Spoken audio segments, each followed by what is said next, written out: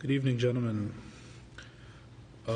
Seeing as last week we had a very small crowd, and we're learning things that are rather important and things that we need to know in order to continue and go further, we are going to review what we did last week, even though some of us don't deserve it. No, I'm joking. And Yes, right. then we're going to, God willing, move forward if we can. We are in the middle of chapter 3 of the second part of the Tanya. Chapters 1 and 2, as we spoke about 2 times ago, so everyone should remember from when they were here.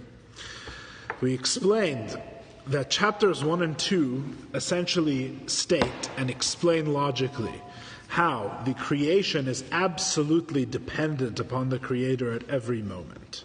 God speaks and is constantly speaking the world into being. And if God were to cease to speak for even a moment, the world would revert to absolute nothingness. And we know that this is the case, first of all, because the Torah and the Midrash tell us so, and the Baal Shem Tov tells us so.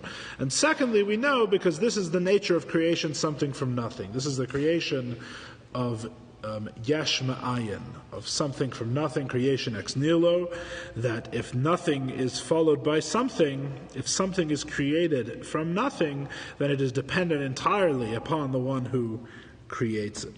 Now, chapter 3, as we said, explores what the universe now is, now that God has created it. We know that if God would cease speaking it into existence, it would totally cease to be and would revert to how it was before the 6 days of creation. But the question is, now that God is speaking it into existence, what is it? Right? And we brought the beautiful phrasing, which is actually borrowed from the Maimorim of the Frierdiker Rebbe, of the previous Rebbe. The chapters 1 and 2 explain that without God the universe is nothing. Chapter 3, and you can keep this in the back of your mind as we keep going in chapter 3 introduces the point that even with God the universe is nothing. Again, chapters 1 and 2 said, without God the universe is nothing, because it requires Him constantly to speak it into existence. Chapter 3, we're going to be exploring how even now that He is speaking it into existence, what is that existence? That existence is nothing. That existence is not a thing, is not considerable, is absolutely null and void before God's creation of it, as we're going to explain at great length. We said that the creation is not like a reflection in the mirror. Right? There's another point to keep in mind. It's not like a reflection in the mirror, right? A reflection in the mirror, we said, is like chapters 1 and 2. Why? Because you would never say that the reflection in the mirror exists on condition that someone stands in front of the mirror. Right? That's not how it works. It's not that there is such a thing as a reflection in a mirror. There is such a thing, and the thing that is has a certain condition. It's conditional on a person standing in front of the mirror, right? That's ridiculous. That means to say that there is a state of reflection that is sitting around just waiting for someone to stand in front of the mirror so that it can take form, so that it can appear in the mirror, right? Which is absolutely, obviously not the case, right? The truth is that the reflection in the mirror exists only as an expression of the person who stands in front of the mirror. There is no reflection of a person in the mirror normally. When a person stands in front of the mirror, the part of the expression of that person is the light that they send into the mirror, and so the person is reflected into the mirror. In other words, the reflection fundamentally does not exist without someone standing there, right? Without God, the universe doesn't exist, like a reflection in a mirror. Yes? But we said that this does not really fully explain the creation something from nothing, and for a very simple reason. For a very straightforward reason, creation is not like a reflection in a mirror. What's the straightforward reason? The straightforward reason is that when the person is standing in front of a mirror, there's fundamentally 2 different things. There is the person, there is the place where the person ends, and then there is their reflection, where the reflection begins, where the reflection ends. In other words, given that there is a person in front of the mirror, there is in fact a reflection. The reflection is a separate existence from them. It is a completely dependent existence. So it's not really totally separate. On the contrary, it depends what you mean by separate, right? It's not really separate because it's totally dependent on the person which stands in front of the mirror. If there's no person, there's no reflection, and the reflection has no existence apart other than as an expression of the person. However, when the person is expressed in the mirror, when the person is reflecting light into the mirror, the reflection exists. There is the reflection, and then there is the person. What we are going to say, effectively, in chapter 3, is the creation of the world is as if there is no space for a mirror. There is no mirror. There is only God. There is no mirror. There's only the person. It's as if the person were everywhere. The person were both in the place of the person and in the place of the mirror. So there truly is no room for the reflection. There's only room for the person. And as this is a very strange sounding thing, and we ask, what does that mean? We learned last time a metaphor. We began to learn the Alter Rebbe's metaphor for this idea, which is a complex metaphor with many details. The metaphor was as follows.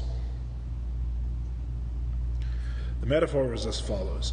A ray of light comes from the sun to illuminate the earth. You have the sun sends out a ray of light to illuminate the earth, right? It's daytime, sun is shining, sun is sending out a ray of light to illuminate the earth. Now, we use our mind and we reason as follows. The light which is on the earth must be in the sun also. The light which is on the earth must be in the sun also. Why? Why must the light which is on the earth be in the sun also? Because as follows, the argument is as follows. The sun is the only cause of the light on the earth. Nothing else causes the light.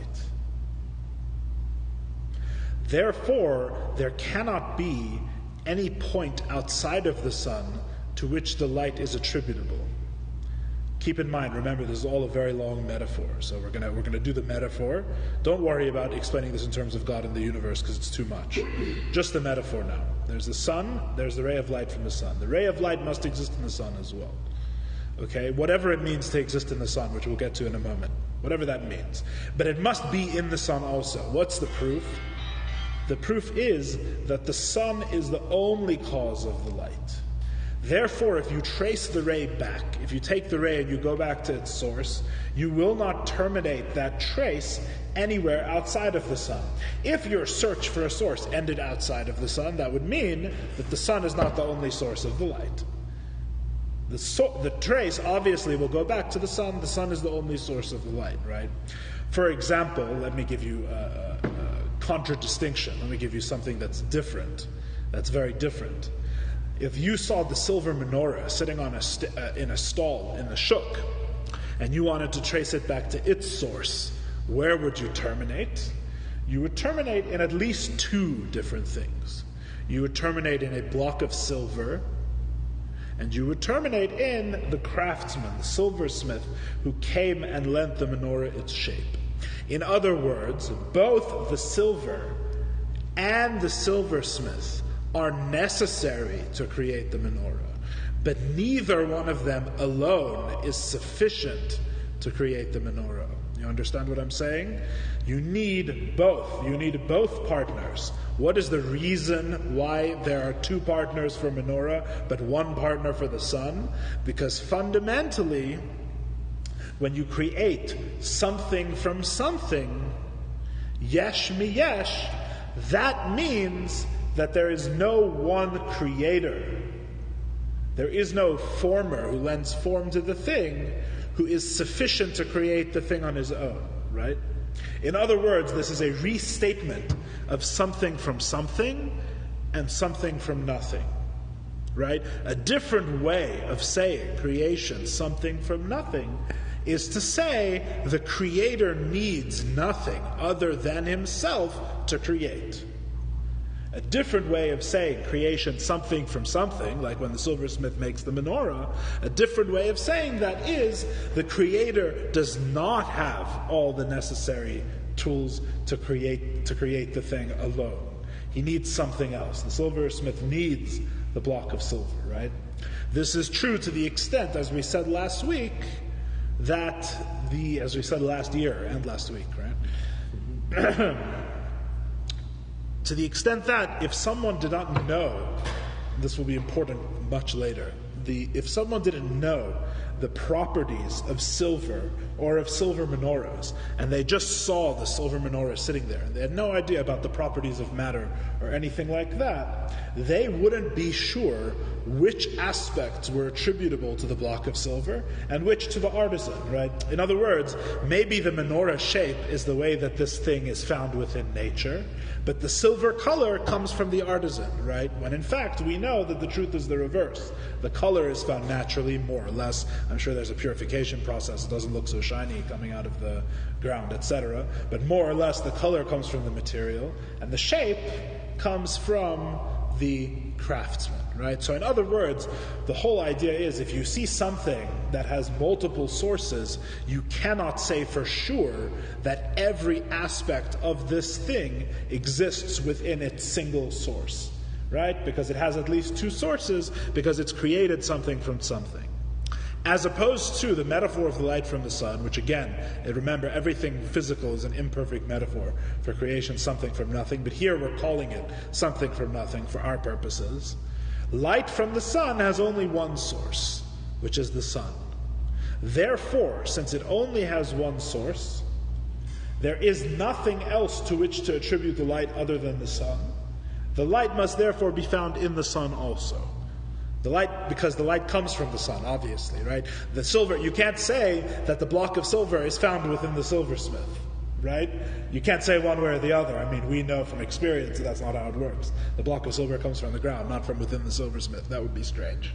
But the fundamentally, if you didn't know otherwise, there's no way of knowing where it comes from. If it has multiple sources, if it has a silversmith who works with silver, I don't know what to attribute to the silver and what to attribute to the silversmith. But if something is something from nothing, since the only other source is nothing, and nothing is attributable to nothing, everything must be attributable to the one creator who created the thing. Yes? So this was all an explanation on the second step of the metaphor. The first step is that the light of the sun shines upon the earth. The second step is, therefore, the light must exist within the sun also, which I've just been explaining. The light, because the sun is the only source of the light must exist within the sun also, is the second step. Any questions so far? Well, to say the light exists within the sun. Yeah. The most important word in that sentence is exists. It is within. Yes, correct. Within. Yes, absolutely. And I always thought that light was the result of a reaction. Yes. We haven't got to what it means. We haven't got to what it means that the light is within the sun yet. We haven't got to what that means. It exists in some way within the sun. We haven't got to exactly what it means. We're not. It's going to turn out that it's Eisgehalten. It's not so. You're not the only ones, by the way. It's a lot of people who know a little bit about physics have issues with this. Yeah, with this chapter of the Tanya, because they're not. We're just interpreting this. We're reading the statement as is. We're saying causally. In other words, even if the light doesn't exist as light within the sun, it must exist in some way within the sun, because the sun is the only source of it, right? In other words, causally speaking, this is a philosophical argument, not an empirical one, right? If the sun is the only cause of the light must exist within the sun. How it exists within the sun, the Alter Rebbe is going to agree, not as light. The Alter Rebbe is going to agree not as light in the sun. But the point is that the light must exist within the sun in some way, because if it did not, that would mean the light comes from somewhere other than the sun, which is ludicrous. Right? It's a philosophical argument. It's more basic than the physics of the matter. It exists in the sun in some way, causally. So we added a point that's a slight non sequitur here last week, which I'm going to mention again, although probably more briefly. We added the point that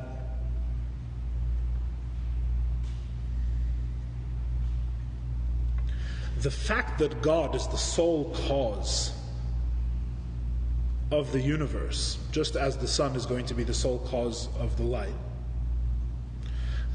this itself, that he is able to create yesh ma'ayin, that he is able to create ex nihilo, something from nothing, is indicative of the truth we find in Chassidus in general, that ein keach chaser peil lamayla, which translates as there is no potential lacking actuality above. Which is not an idea unique to Chassidus, it's true, although Chassidus does talk about it a lot, and I try to explain it. In other words, this is a slight non sequitur, but very briefly, exactly in accordance with what we just said, the very fact that the silversmith needs the silver in order to create the menorah means that there is a potential for a menorah, both in the mind of the silversmith and in the block of silver, in different ways, right? There's a potential for a menorah. They each contribute their part, right? And the potential is only made actual when the silversmith and the silver come together, right? If you have a silversmith with the idea of how to make a menorah with no silver, there's no menorah. And if you have a block of silver which has the potential to be formed into a menorah, but there's no one to form it, you also have no menorah. Yes? You need both of them to come together to make the actual menorah. Therefore, human beings who only have the ability to create something from something, generally speaking, I mean, we can test this and come up with all sorts of weird things that seem to be otherwise, and then we'd have to come up with the explanation of why it's really something from something, but let's not do that. Human beings who generally are limited to create something from something, generally speaking, have potentials which are not actualized. There's many things that I can do which I don't do. Very simply, I don't have the time, I don't have the energy, I don't have the materials, right? For this very reason, fundamentally, because everything we create something from something. We need help, right? We do not create something from nothing.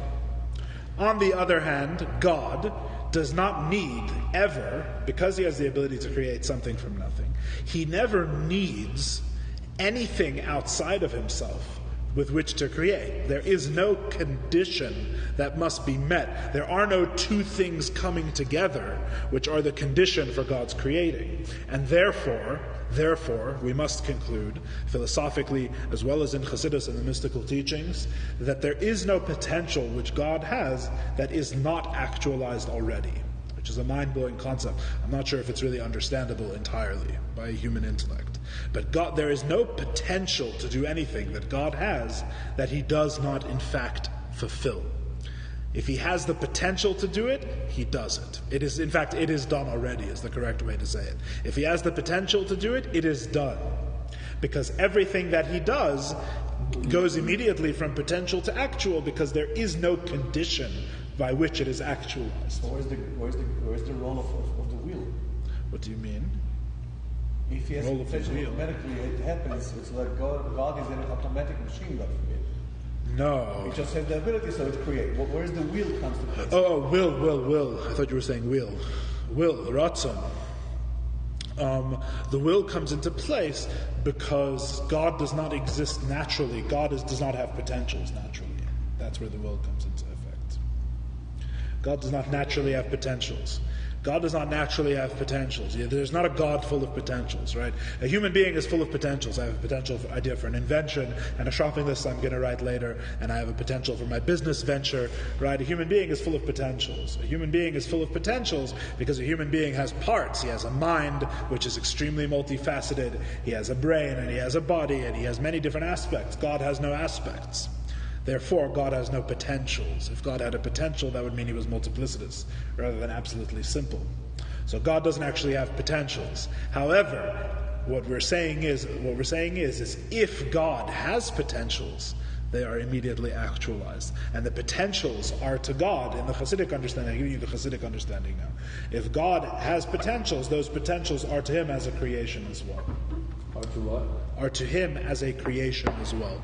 In other words, he creates his potentials in this sense, right? The whole idea that anything is logically necessitated, right, as we should note from learning a lot of Chassidus, that anything is logically necessitated by God is something that he agrees to, not something that actually binds him, right? This is no different. However, we do say that when God lowers himself down to have potentials, those potentials are immediately actualized, right? As I mentioned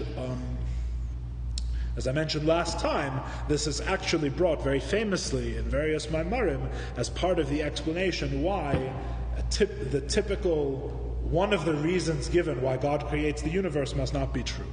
Because one of the reasons given in Svarim and the holy works for why God creates the universe is that He creates the universe to actualize His potentials, right? In other words, He can create it. He has an idea for a universe, and everyone knows that actually having something is better than just having the idea, right?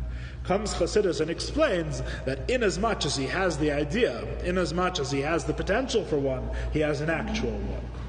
He doesn't need to lower Himself to create the physical universe, to have a universe, right? As soon as the universe exists in the spiritual worlds, as the blueprint or as the idea of the universe, so it is actualized entirely.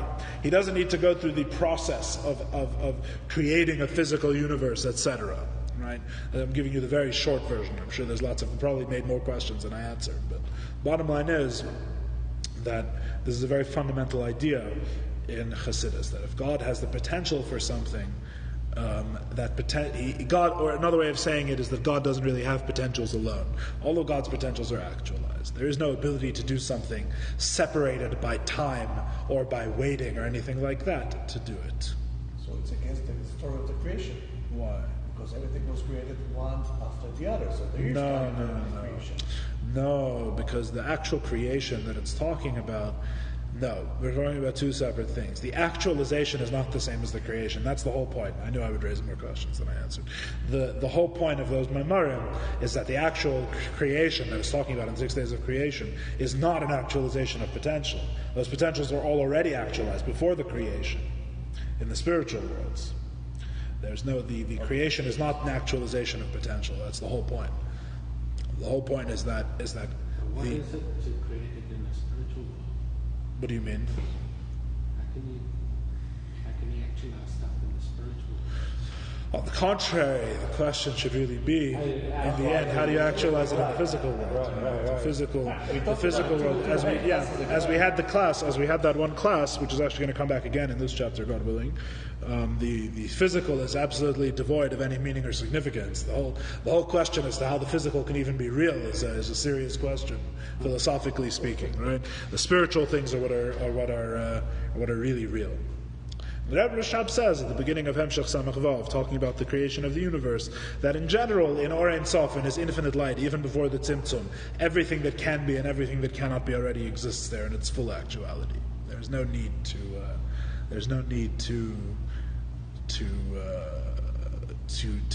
don't think that the physical adds anything to the actual of Or Ein Sof or His various lights or the various spiritual worlds. It's quite on the contrary. The physical world is a degradation. The physical world is a subtraction, is a taking away. So the question is, why do you need a physical universe? Because the truths of the spiritual world cannot be fully implemented here, at least not in a revealed way. So the reality of anything, the reality of a table is much more real and much more full and much more actualized in the spiritual worlds. The physical world is but a shadow, right? It's a reflection, a metaphor of the true notion of a table. The Rashab then goes on over there and says the other reason famously given for the creation of the world is that He creates the world in order that He should be known, which is funny because here is the place where He's least known of all in the physical universe. Right? If He wanted to be known, He should have created Atzilus or one of the spiritual worlds, and then He could be known there. Why create a physical world where He's obviously not known? Right? And that's when the Rebbe Rashab says this is why fundamentally the Alter Rebbe says that God creates the physical universe because He desires to be known within the lowest of all possible worlds, and there is no reason for this desire. This desire exists beyond reason. So the physical world is totally unjustified. It doesn't give anything to God that He doesn't have already, is the point. Anyway. Sorry? Maybe I missed some stuff. Then it says, what does God do with Himself every day? What was God doing? Is it done it already? What was He? They famously lahavdil. Someone famously asked Augustine, the famous Christian scholar. They asked him, what was God doing before the first day of creation? right? And he said they were preparing hell for people who ask such questions, right? L'havdil, different religion. Anyway.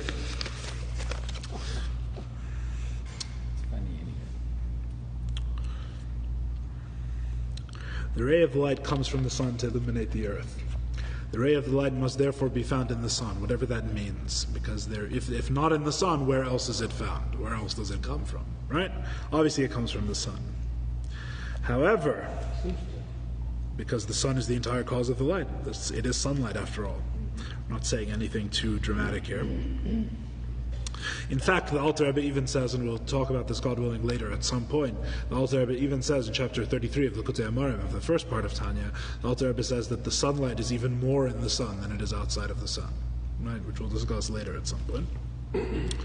However, objects Spencer that obviously physics tells us, and common sense tells us too, if we think about it even for a moment, that clearly there's no rays of light in the sun. The sun is a big ball of something. I don't know what it's a ball of. They would have once said, or today they would say it's a ball of hydrogen and other gases. They would say, but certainly it's not made of light. There's something there, right? It has a mamashus to it. It has a tangibility. There's a big ball of matter. It's not made of light, right? The sun is not light itself.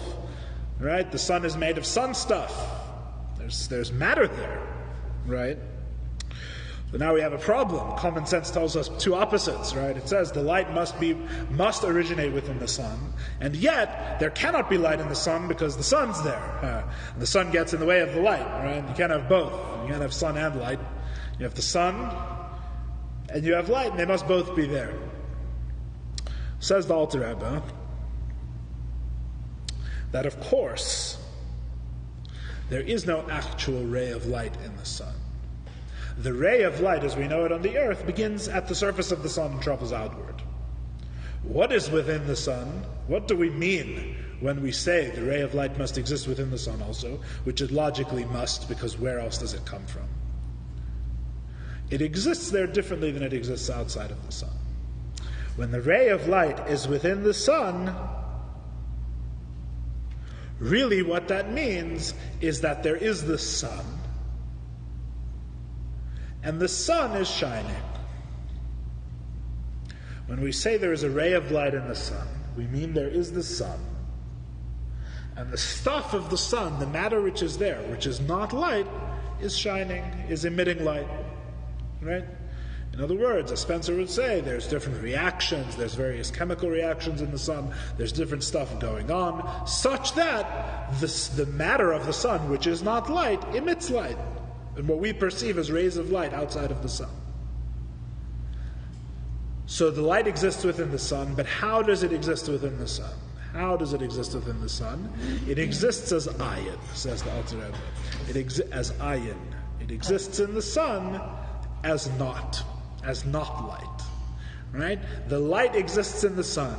It exists there more and with more power than it exists on earth. But how is it within the sun? It's not there as rays of light. It is there as part, as an aspect of the stuff of the sun, that the sun itself should be shining. Light only attains its independent existence, so to speak, which is not really independent, it's completely dependent, right? Which this should sound familiar to what I was saying about the reflection in the mirror. It's not really independent, it's completely dependent on the sun, but its independent existence, such that you can point at something and say, this is light and not the sun, right, is only possible because it leaves the surface of the sun. Again, there's two ways for the light to exist. This is a metaphor. There's two states, let's say. It's more scientific. There's two states for the light to exist. There is the light outside of the sun. The light outside of the sun is totally dependent on the sun. However, there is something you can point at which says, this is the light and this is the sun. There's two separate realities. There's light and there's sun. And the light can exist outside of the sun, totally dependent on, but outside of. The second state is within the sun itself, within the body of the sun. Within the body of the sun and the light are one. The light exists, but not as an independent reality. There's nothing you can point at and say, this is light. There is only sun to point at within the sun. However, the sun itself is producing light. The sun itself is shining. The sun itself is illuminated.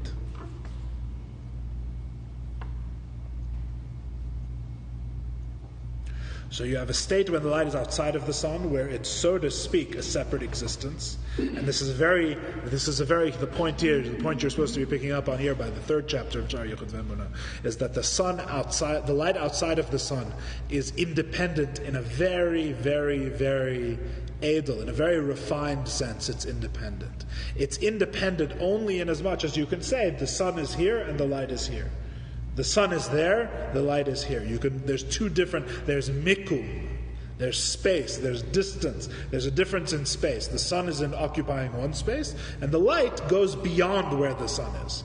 That's the degree of the independence of the light. Other than that, it's totally dependent on the sun, totally expressive of the sun. Nachon? Yes?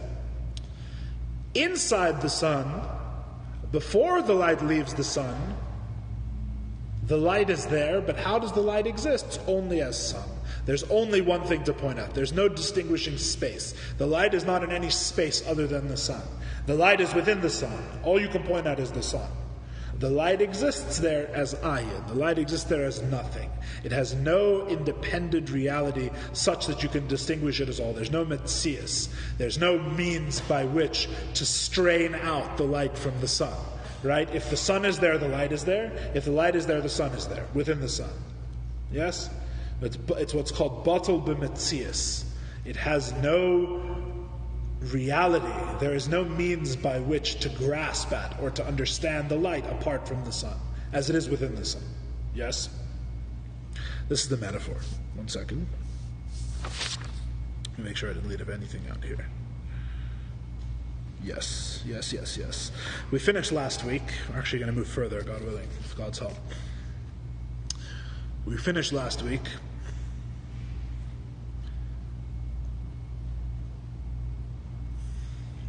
by pointing out that it is vitally important. It is a vitally important aspect, and this is really the key to the whole metaphor. This is what you have to use. This is the key to understanding the entire gist of what Alter Rebbe is saying here, which is probably going to be at least one or two more classes explaining it. The key to understanding the whole gist of what Alter Rebbe is saying in chapter 3 is that the light has no metzius, the light has no existence, the light is ayin, the light is nothing within the sun. Why? Not because it is overpowered by or nothing in comparison to the sun itself.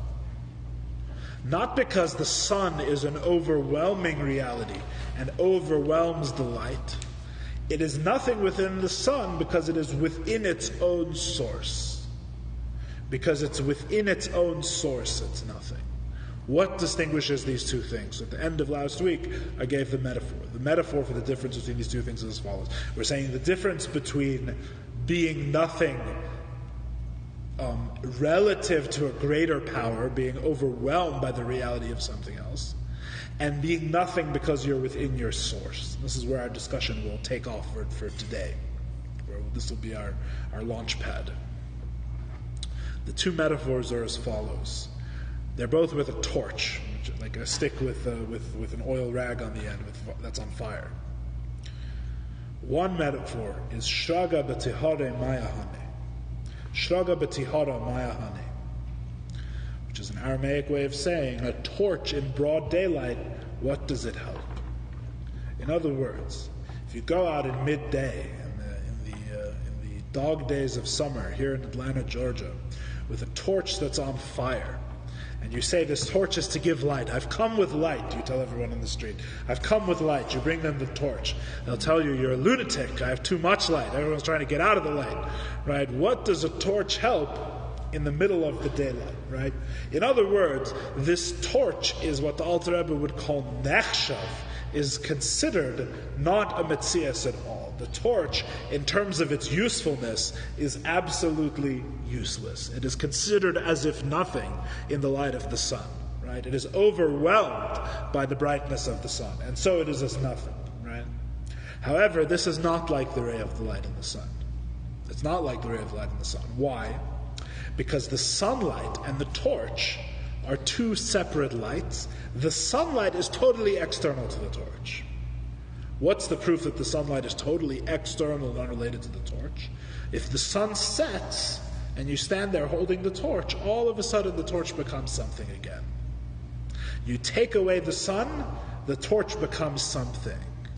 It becomes useful. All of a sudden this is the source of light, a useful source of light in the nighttime.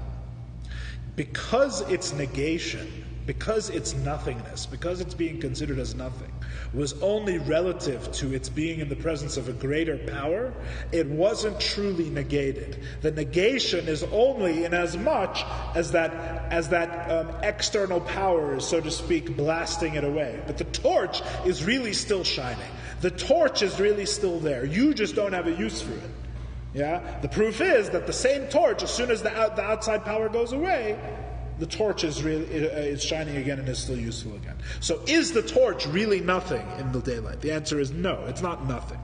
It's considered as nothing because it's useless, because it doesn't add anything, because I can't see its effect, but it's not really nothing. And the proof is that if I put it in different circumstances, it becomes something again. It's like a miracle, creation yashmayan, something from nothing. Who knew? You could go and hold a torch, and if the sun sets, you've created something from nothing, right? Not really. Not really. The point is that there was something always there. You just couldn't appreciate it. You just couldn't see it. Yes? I said this last week.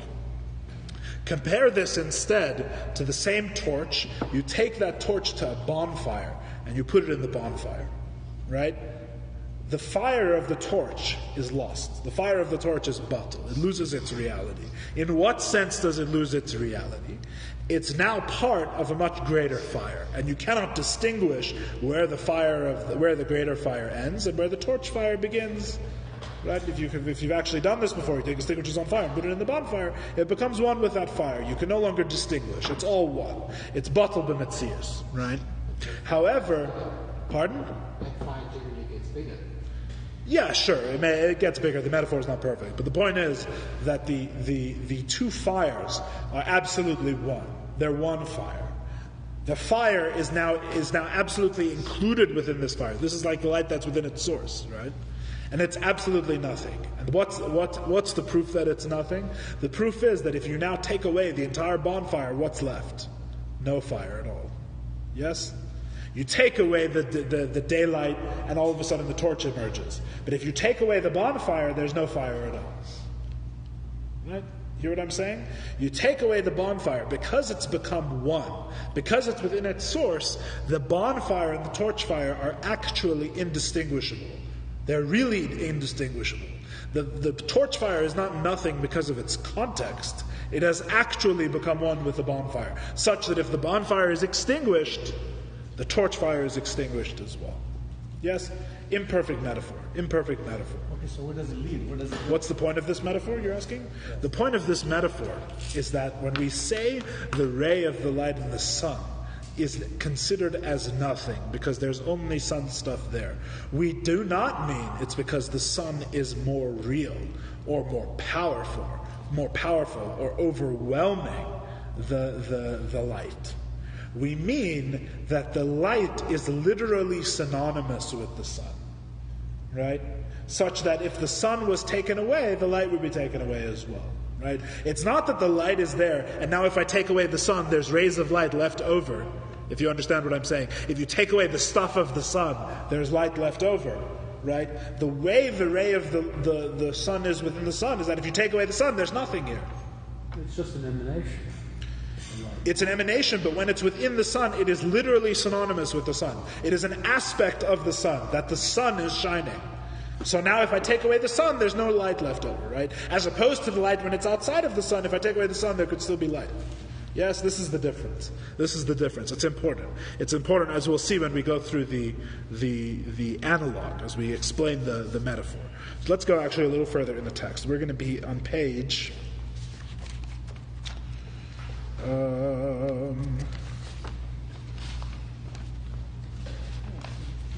855. 855 in the English. Uchedvarim ha'ele mamish. Uchedvarim ha'ele mamish.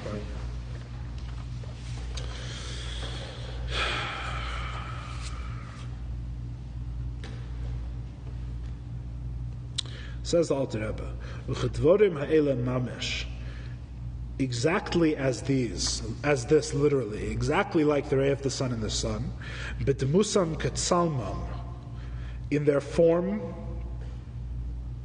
and in their shape of this metaphor, of this metaphorical reality of the sun and the ray.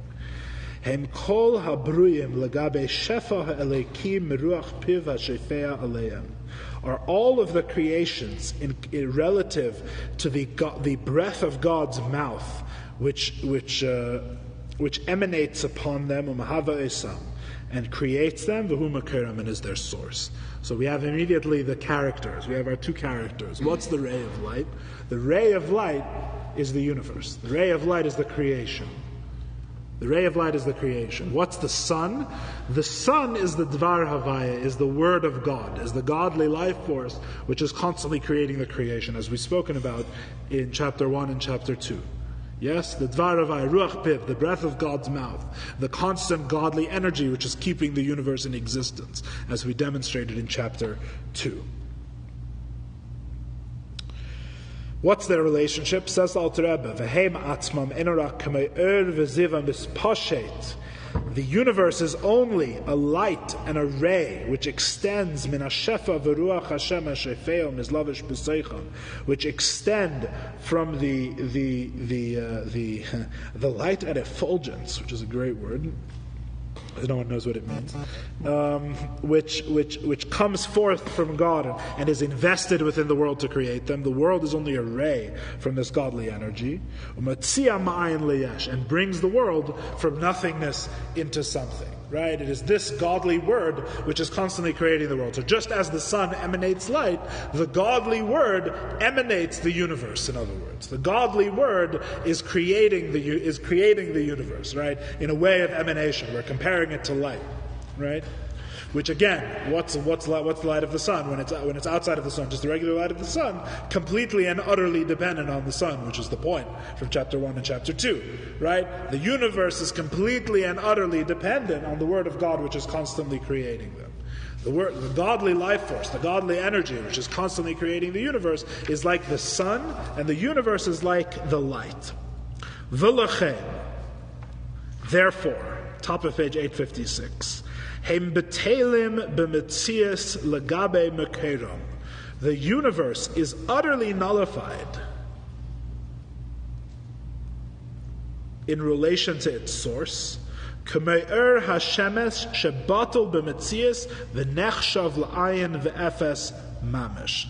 the light of the sun, which is totally nullified and is considered as absolute nothingness, literally within the sun. And the universe is not considered, is not called something at all when it is within its source. Rak tachas hashamayim she'ein sham makerem. The only place where it could be called something is beneath the heavens, is where the light leaves the sun. That's where the universe may be called something. But within its source, it's just like the light that's within the sun. It's just like the light that's within the sun, that it is considered absolutely nothing in addition to the sun.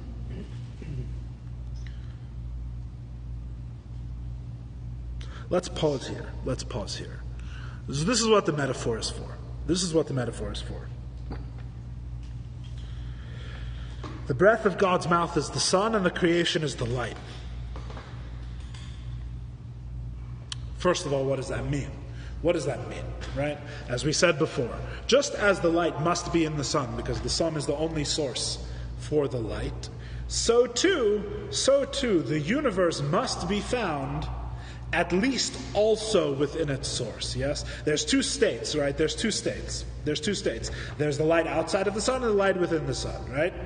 We began our metaphor by saying, given that the light is outside of the sun, it must be in the sun also, right? The light must be at least in both states. There must be light, yes?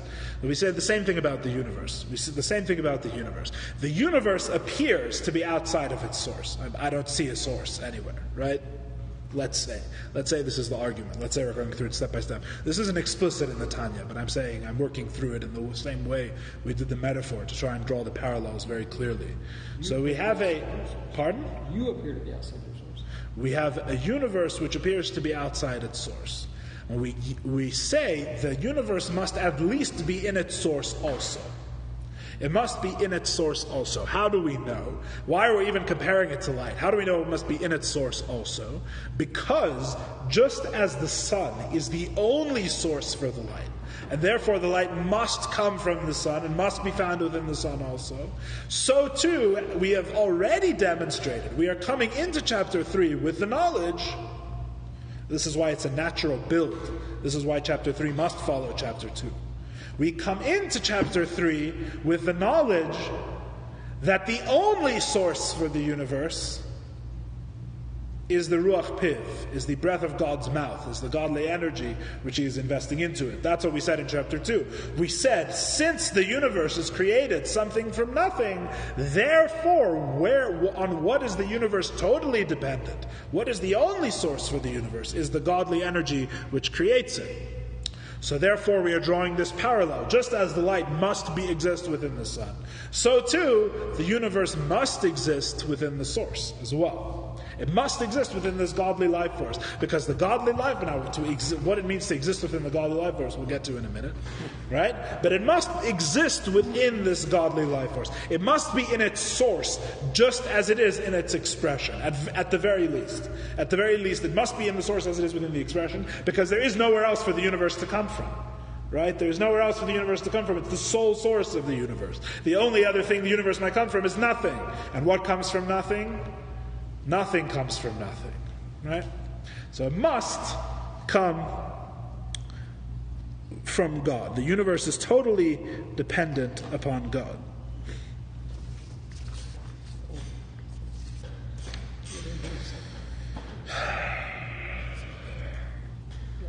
Therefore, all we've said so far is therefore, what is the universe when it is within its source?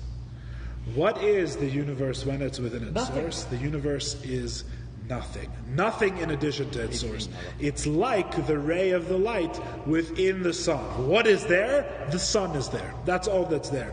The sun is shining, but it's only sun that's there. It's only sun. The universe does not exist as the universe within its source. All that exists at the source is the source. That's what the metaphor is. That's what the metaphor is. Now, here's the tricky part. The tricky part is going to be, and we're going to have to do next week as well, at length on this point as well. The tricky part is that the Alter Rebbe is saying that the universe never leaves its source.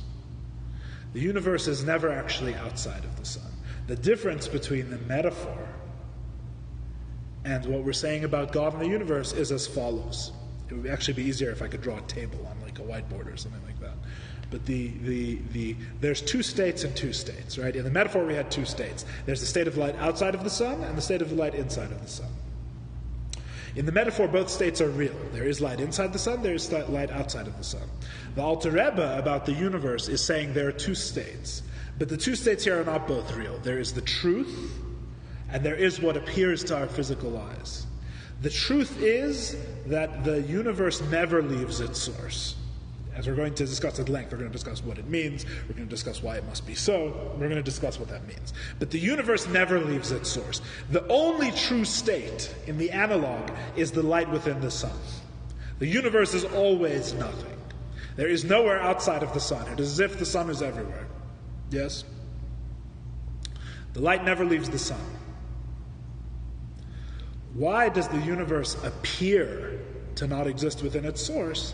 Because we cannot see the source. The source is hidden from us, one way or another, as we're going to get to at the end of the chapter. So in other words, if we could see the source, we would see that the universe is totally subsumed within its source constantly and never leaves it. And therefore the universe, even when God creates it, even with God, the universe is nothing. It is like the ray of the sun within the sun. Because we have physical eyes, etc., various reasons, we cannot see the source. The source is hidden from us, and we only see the light.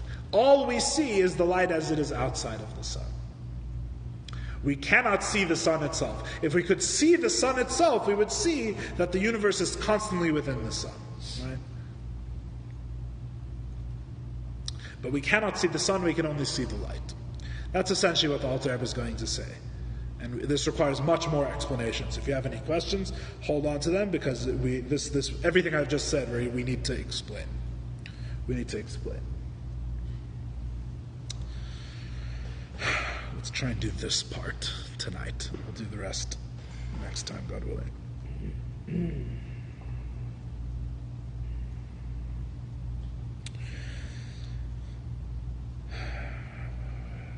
What do we mean? We have two questions. We're going to try and answer them together, if possible. Number one, what does it mean the universe exists within its source? What does that mean, to exist within its source?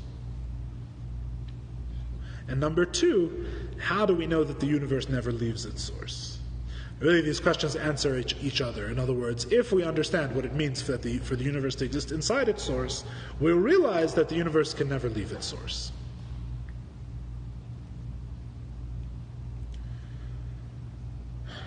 Because the ray of the sun does eventually leave the sun, right? In other words, if the metaphor doesn't prove anything, the metaphor proves that there's two states. So maybe the universe is the second state. Maybe the universe does leave its source, right? In other words, we need more. We need more explanation. The metaphor doesn't tell us the universe never leaves the sun. The fundamental difference, as is always the case, as we did with our metaphor of the splitting of the sea, and we did with our metaphor of the rock that's thrown into the air, right? You can learn many interesting things by looking at where the metaphor breaks down. In other words, why this metaphor does not apply. Why the creation of the universe, something from nothing, is not like the light shining from the sun. Yes, the difference between the two. Why is the universe not like light?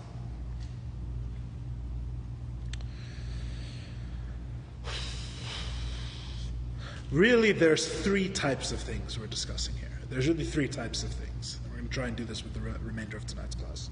There's three types of things. They're on a spectrum. On either end of the spectrum, you have Yesh Ma'ayin, God's creation of the universe, something from nothing. On the other end of the spectrum, you have Yesh Miyesh, human creation, something from something, more rightfully called formation. So you have human formation, we already discussed the menorah some tonight. You have creation, true creation, which is something from nothing on the other end. And you have a strange middle case called called light, which is what our metaphor is. Yes? You have the light is neither something from something fully, nor something from nothing. Light is a strange middle case. So really, to understand what the Alter Rebbe is trying to say with the metaphor, we have to look at all three cases, because they're fundamentally different one from the other, right? Remember what I said before. What's the key to this chapter? The key to this chapter is that the light is within its source, right? I'm going to explain that. The light is within its source is the key to the chapter. Because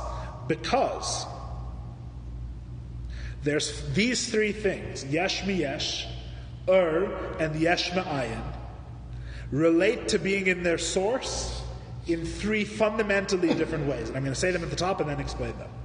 Something from something, Yesh Miyesh, the menorah from the silversmith, can never be included within its source.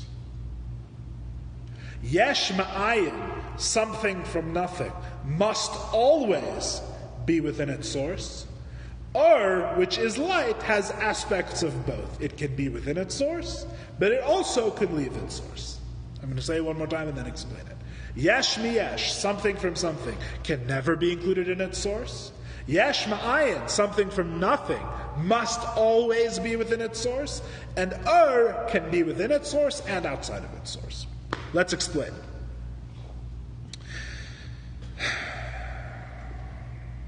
As we said before,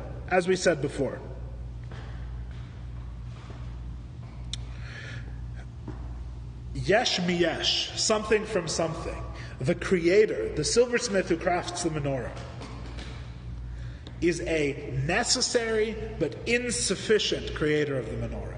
He is needed to turn the silver into menorah, but he cannot do it by himself.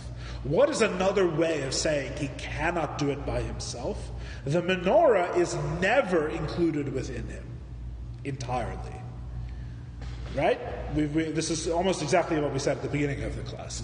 The menorah is never included within him entirely. The whole idea of yesh mi-yesh, of something from something, is that to create the one final product, at least two sources must come together. At least two creators or two aspects, etc., must come together. And the finished object is never in either one of them, in its source entirely. The whole point of yesh mi-yesh, the whole point of something from something, is that it can never be found within its source. The menorah is never found within the silversmith. And let me tell you something else which is interesting.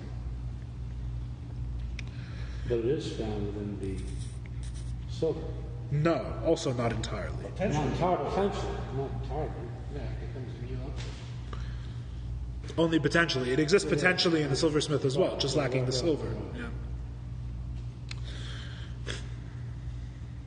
Something else which is interesting is that even our physical metaphors from the previous chapter of the splitting of the sea and the throwing of the rock, in this sense, are also in yesh mi-yesh, right?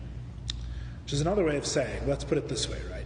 If you see a rock flying up in the air, right? It's similar to what I said about the menorah before, of someone not knowing anything about silver or its properties, right? If you see a rock flying up in the air, or water standing on a wall, and it's your first day in this universe, your first day on planet Earth, you have no idea the properties of water, the properties of rocks, right? If you see a rock flying up in the air and you don't know the properties of rocks, right? What do you think? You think rocks fly, or this is a rock that flies, etc. In other words, you think it's normal. You think it's normal. What do you need to think of it as abnormal? What you need to think of it as abnormal, right, is to understand the property of the rock, yes? You need to understand the property of the rock. If you understood what rocks were naturally, or what water was naturally, you would understand that rocks don't fly, and water doesn't stand as well. If you see a rock flying, that means someone is making it fly externally. That's not a self-caused flight of the rock. So too, water standing like a wall. It's not doing that by itself. Something is making it stand as a wall, yes? Which is another way of saying that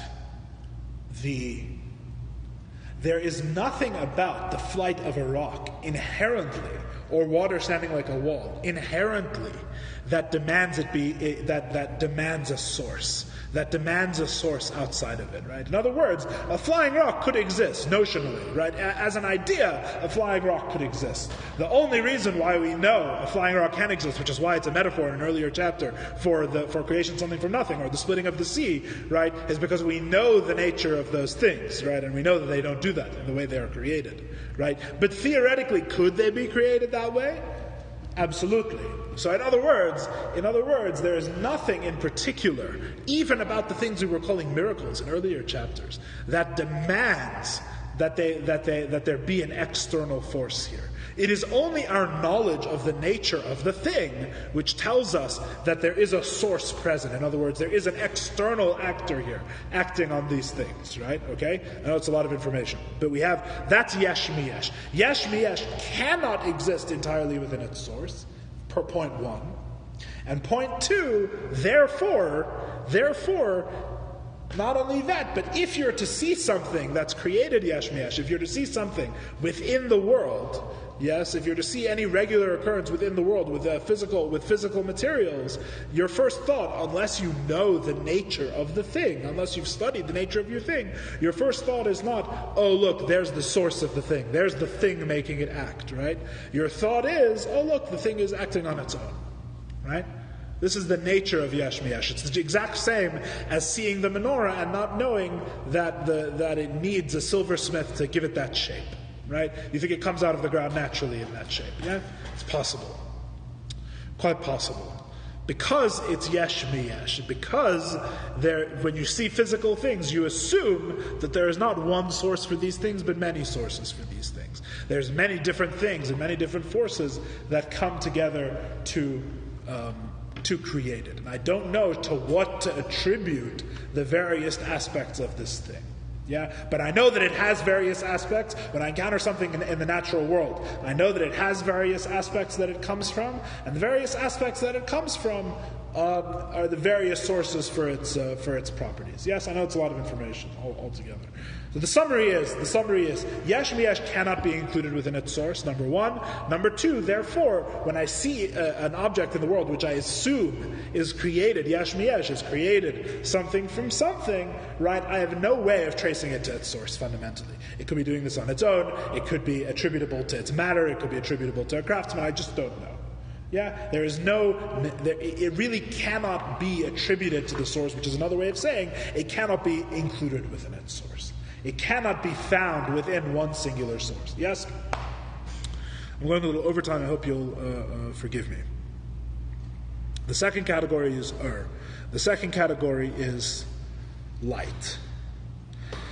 The sun is both necessary and sufficient to produce light. You need the sun to produce the light, and the sun is enough to produce the light. The sun produces the light on its own, right? Therefore, as we said before, the light must exist within its source, because there's only one source for light, which is why we're using this as the metaphor, fundamentally, right? Even though it's imperfect in other ways, as we're going to see, because there's only one source for the light, therefore the light must exist within the sun as well. However, as the metaphor indicates, the light can leave the sun. The light can leave the sun, right? In other words, the light only has one source. But when it has that one source, the light achieves a certain state of existence on its own. Which is why the light is able to leave the sun. The light is able to leave the sun because notionally, light and sun are not the same thing. There is a notion of light apart from sun. Therefore, the light is physically able to leave the sun. Right? The philosophical distinction comes first.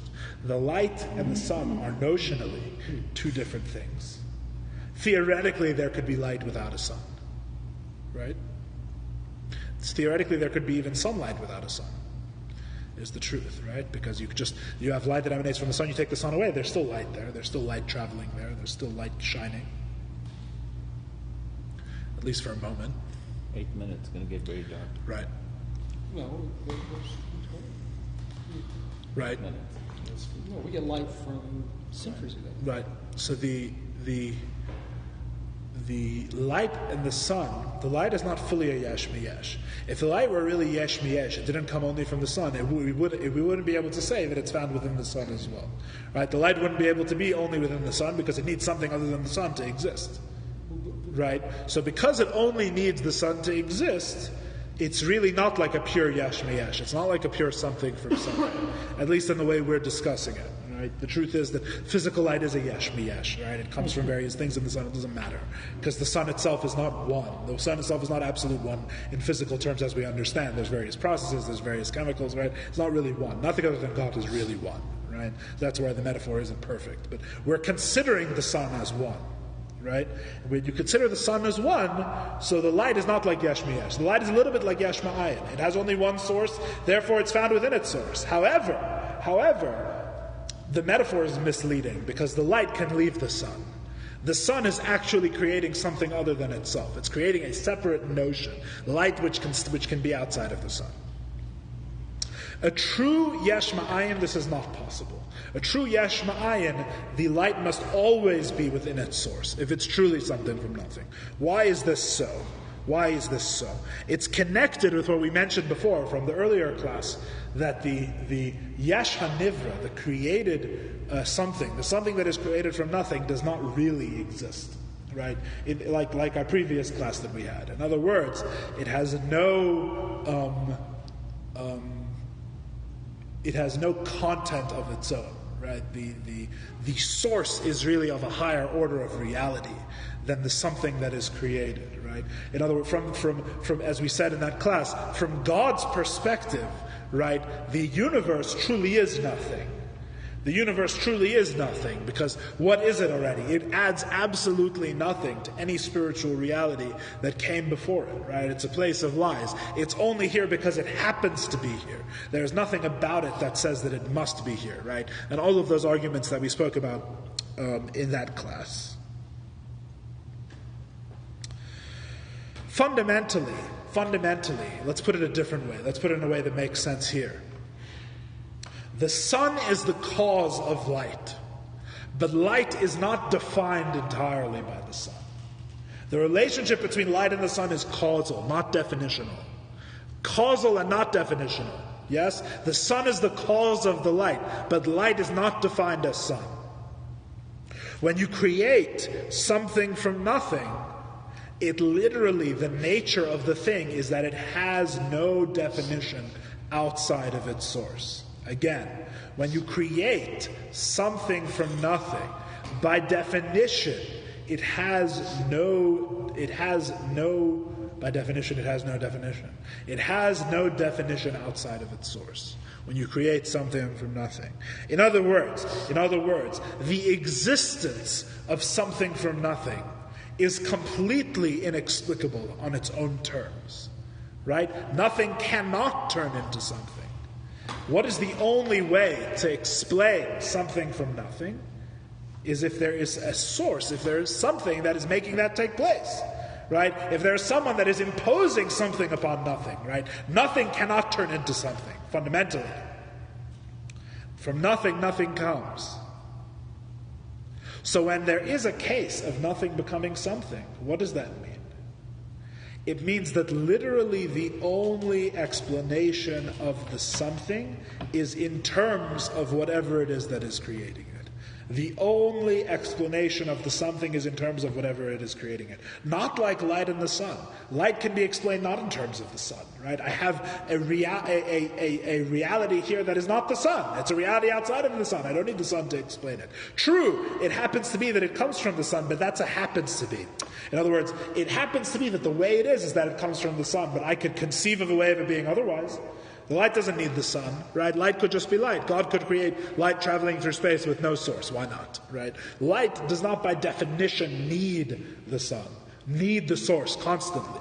Not by definition, not by what light is. I can define light without need to reference the source. There's something here. There's illumination. Even if I can't see the source, here is illuminated, right? I'm indoors. I can't see the sun. There's only a window, but inside my house is illuminated. I have a whole sense of light without any knowledge of the source. Yes? As opposed to when you create something truly, something from nothing, there is absolutely no explanation and there is no knowing anything about the thing that is created, something from nothing, without knowing its source. In other words, when you say that something exists after total non-existence, right, this always demands the presence of a source. This always demands, right? This goes back also to what we said in that class. I told you, the fundamental question of all philosophy is why is there anything at all? Right? There's nothing about something existing that explains why it should exist. Which is the same thing I'm saying here again. When you say that something exists after nothing, there's absolutely no explanation for why this is here, except with reference to a source. Which is another way of saying that philosophically speaking, the universe never leaves its source. It's never in a different space. So what is the space we are talking about? When we say the light can leave the sun, what do we mean philosophically? We mean that the light has an aspect of its existence which is independent from the sun. What is that aspect? That aspect is that once the sun has created it, even though it is totally dependent on the sun, there is a place of its existence. It is tefes makom. It takes up space. It is of relevance. It is of accessibility. It is accessible outside of the context of the sun. Right? Light in a room where I can't see the sun. I've never seen the sun in my life. I live in a cave, but the cave is illuminated with light. I know about light, but I don't know about the sun. Yes? Fundamentally, the light has an aspect of its existence apart from the sun. This is what it means that the light goes outside of its source. Even though it's totally dependent on something, and I assume there must be something shining for there to be light in my cave, nevertheless, the light itself I can explain not in terms of the source. The light has some effect other than the source. But when I have a true something from nothing, when I have a true something from nothing, it never leaves its source, which is another way of saying there is no aspect that the thing has that is explicable, that can be understood, that can even be defined without reference to a source. If you ask what does it mean that this thing exists, I can either say it exists and there is no explanation, or I can say, you say it's just here, that's all I can say about it, or I can say that it comes from X. It has a certain source. And that is the only way to explain something, a brute existence, something that comes from nothing, something that just seems to be. So being, we're actually saying something very deep about being. Being is something which demands a source, right? This is the classical philosophical proof from God, fundamentally, said in very different words. Right? The classic philosophical proof of God is that being demands a source. Being is not a self-sufficient, is not self-explaining, is not self-explanatory. There's fundamentally two philosophical positions. Either being is self-explanatory, things just are, essentially, or things make sense, which is a different way of saying things have a source. There's something that makes things be. There's something that makes things be here. So this is a very long explanation of why, in our metaphor, we're going to say the universe never truly leaves its source. There is no such thing as something existing from nothing with totally separate from its source, right? Or even having any aspect, even if it's dependent on its source, of having any aspect that's explicable outside of its source. We're going to say this a different way, God willing. In next week's class, I believe, we'll have one, God willing, and we'll explain next week all of this again, and hopefully better, because I understand it's a very subtle idea, but that's fundamentally what we're saying. We're fundamentally saying that in the metaphor of the ray of the sun and the sun, the universe, unlike the light, can never leave the sun. There is no aspect of the universe... The source. Yeah, can never leave its source. There is no aspect of the universe which can be explained apart from, outside of, its source. Really, all that we see when we look at the universe is the source itself. That's really the point, fundamentally. We'll explain that more, God willing, next week.